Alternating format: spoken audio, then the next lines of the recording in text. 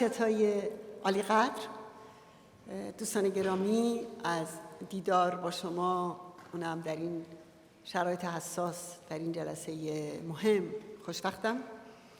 این کنفرانس فرصت خوبیه برای بررسی مسئله ایران که در ماه‌های اخیر به صورت چشمگیری در کانون توجهات جهانی قرار گرفته. از سال 57 و سرنگونی شاه توسط یک انقلاب مردمی و سرقت رهبری اون توسط خمینی در 48 سال گذشته، تحولات مربوط به ایران یکی از مهمترین موضوعاتی بوده که تأثیرات دامنه‌داری بر تحولات منطقه و جهان داشته. در یک سال اخیر واقع شدن دو جنگ و همچنین قیام بزرگ دیما و کشتار هولناک هزاران جوان بیش از همیشه نگاه ها رو به سوی ایران برگردانده و این پرسش رو روی میز آورده که راستی راه حل این شرایط و این رژیم چیست؟ و این چالش دائمی و طولانی که منطقه و جهان رو به خطر انداخته و مردم ایران رو به گروگان گرفته، چگونه قابل برطرف کردن است؟ این موضوعیه که میخواهم امروز خیلی مختصر به اون بپردازم. تردیدی نیست که این راه حل نه در جا زدن در زمان حاله و نه استمرار این رژیم موجود، یعنی رژیم ملا هاست، نه بازگشت به گذشته و احیاء دیکتاتوری شاه راه حل و نه وضعیت موجود. راه حل اون چیزی هست که در آینده جلوی روی ما قرار داره و اون عبارت است از برپایی یک جمهوری دموکراتیک. رژیم‌های فعلی و سابق به دلیل بنبست سیاسی و تاریخی ادامه کارشون ناممکن بود و ناممکن هست.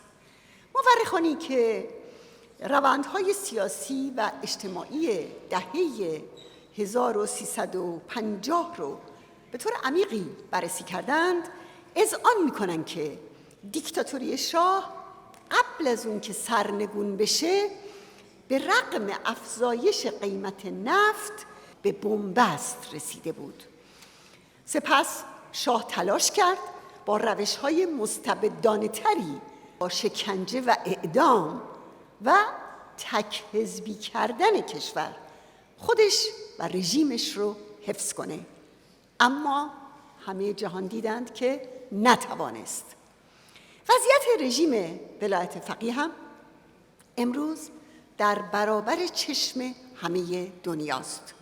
این رژیم فقط با کشتار مردم ناراضی و با گشودن درهای کشور به روی جنگ خارجی تونسته خودش رو تا به حال سر پا نگه داره که البته باید گفت این وضعیت دوام نمی آورد. نتیجه آن که هر نوعی از دیکتاتوری فاجعه آفرینیه و ادامه وضع موجوده.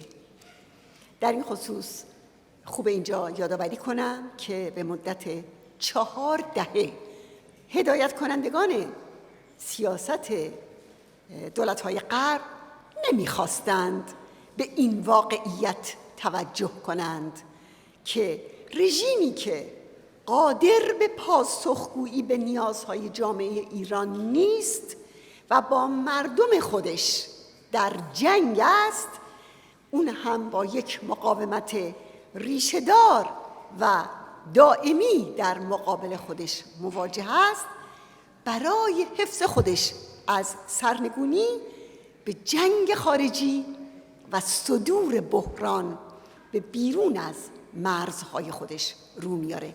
این نتیجه جبری وضعیتی هست که این رژیم با اون مواجه بوده و هست. و برای اینکه در این بحران آفرینی و در این جنگ خارجی دست بالا رو داشته باشن، سراغ برنامه اتمی و موشکی می روند، کما اینکه تا به حال این کار رو کردن. در واقع جنگ افروزی این رژیم و همچنین برنامه اتمی و موشکی اون روی سکه حاکمیت یک دیکتاتوری ضد بشریه. بنابراین هیچ راهی متصور نیست جز اینکه این رژیم باید سرنگون شود. یعنی تنها سرنگونی این رژیم باعث خلاصی مردم ایران، مردم منطقه و مردم دنیا خواهد بود. چشمانداز تغییر در ایران مبتنی بر واقعیت‌های عینی است، از جمله شکاف طبقاتی بی سابقه، فقر و بحران‌های مزمن اقتصادی، اجتماعی و محیط زیستی که رژیم هیچ راه حلی برای اونها نداره، شکست راهبردهایی که طی دهه‌ها ضامن بقای این رژیم بوده، تشدید تضادهای درونی این رژیم، اون هم بر سر بقای رژیمش، و در نهایت وجود یک مقاومت سازمان یافته و سراسری برای سرنگونی این رژیم که سالیانه در این مسیر قیمت داده و قیمت می‌دهد و خودش رو هر روز آماده تر می‌کند. همه اینها نشان می‌دهد که تنها مسیری که راه حل وضعیت موجود ایران و ملاهای حاکم بر اون است، عبارت است از مسیری که سرنگونی این رژیم را تضمین کند. و تنها مسیر برای سرنگونی این رژیم مقاومت و قیام سازمان یافته مردم ایران است.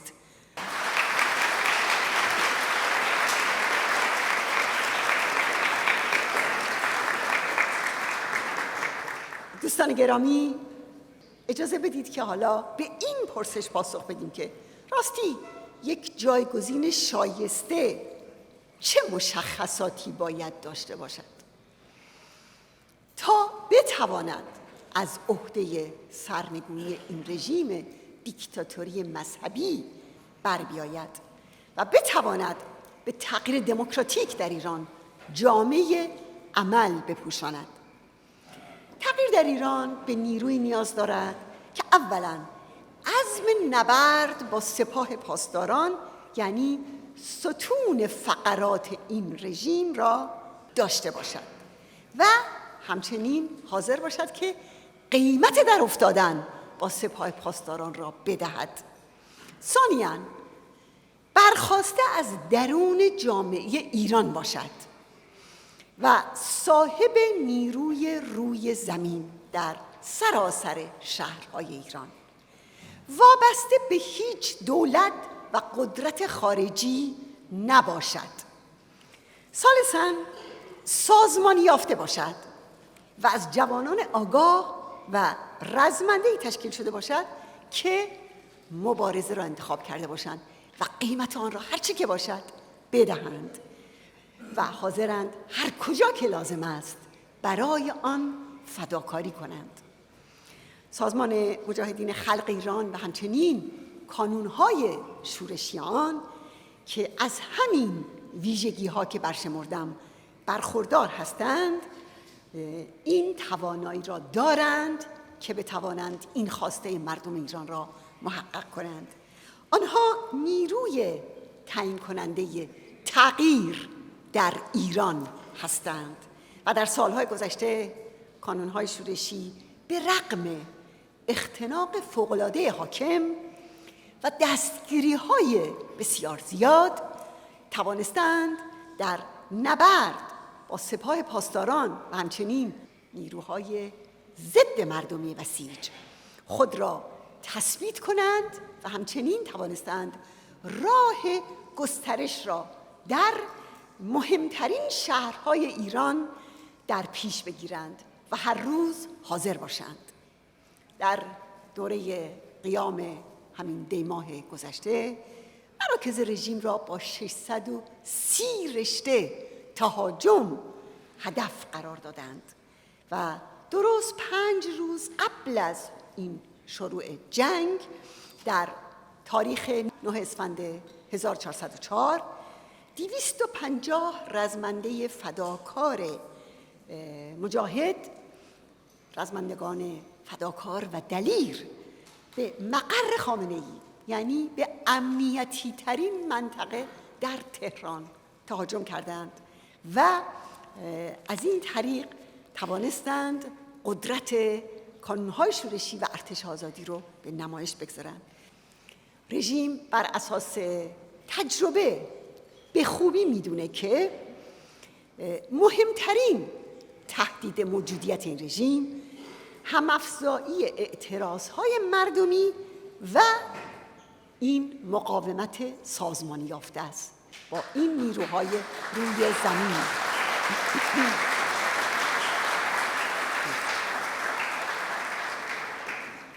دوستان گرامی، ما در انتظار ننشسته ایم که قدرت‌ها و دولت‌های خارجی در ایران تغییر ایجاد کنند، بلکه برخاسته ایم برای احیاء حق حاکمیت جمهور مردم و حق مردم برای کرامت و آزادی خودشون.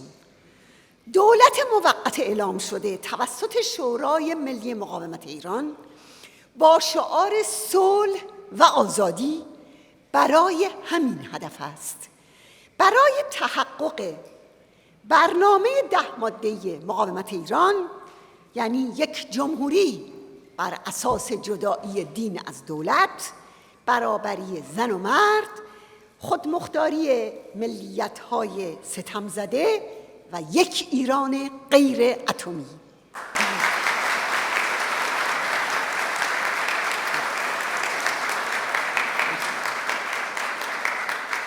و همونطور که یک پارلمانتر ایتالیایی آقای اورلاندو توصیف کرده، این الگوی ایرانی دموکراسی است و من اضافه می‌کنم الگویی نه بر روی کاغذ، بلکه برخاسته از رنج و خون بیش از 100,000 تن از بهترین فرزندان مردم ایران، یعنی مجاهدان آزادی که برای آزادی ایران جانهای خودشون رو تقدیم کردند. جدیدترین مورد صدور حکم اعدام برای یک دختر 25 ساله است. او ارغوان فلاحی است که ماها در سلول انفرادی است و تحت شکنجه قرار داره و پدرش هم در اسارته و از این قبیل مبارزان و مجاهدان دلیر که حاضرند برای آزادی جان بر کف مبارزه کنند بسیارند، از جمله در زندانها زیر حکم اعدام قرار دارند. دوستان عزیز، ما اکنون در 38مین سالگرد قتل عام 30,000 زندانی سیاسی هستیم که در سال 67 بنا به حکم خمینی بنیانگذار همین رژیم اعدام شدند.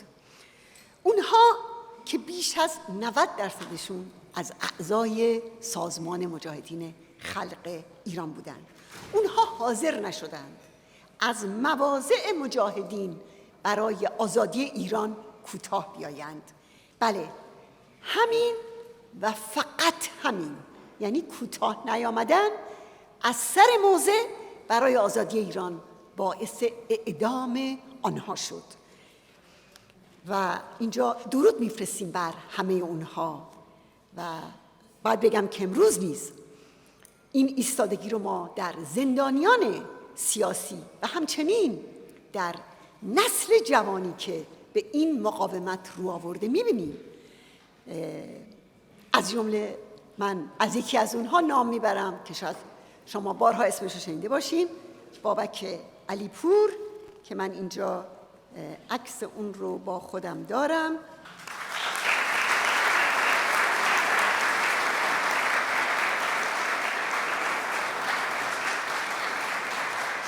اون متولد سال 1370 در آمل بود، فارغ التحصیل رشته حقوق بود، یکی از 10 عضو مجاهدین که اونها رو اعدام کردند. درود بر همه اونها.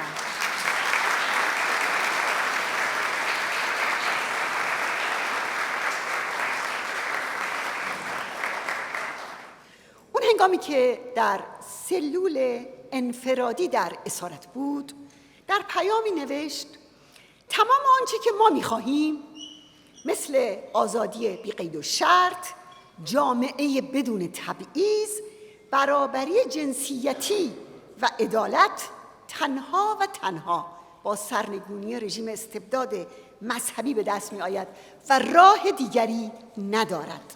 بله، این خلاصه پیام نسل پرشماری است که برای تغییر سرنوشت ایران و مردم ایران به میدان آمده اند و همین اراده آزادی ستانه است که صفحه تاریک کنونی را ورق می‌زند و دوران را در ایران و منطقه تغییر خواهد داد.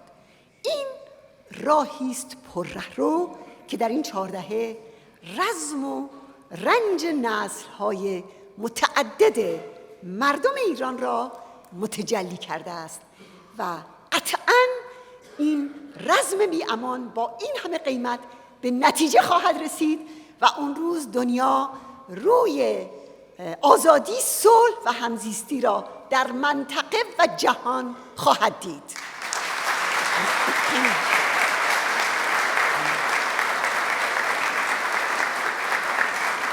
دوستان گرامی، ما در همین روزها فقدان استاد رضا اولیا، هنرمند برجسته و پر افتخار عضو شورای ملی مقاومت رو مواجه بودیم. اون از مظاهر وفاداری به آرمان آزادی مردم ایران و همچنین مدافع استوار و خستگی ناپذیر مقاومت ایران در کشور ایتالیا بود. به او هم درود می‌فرستیم.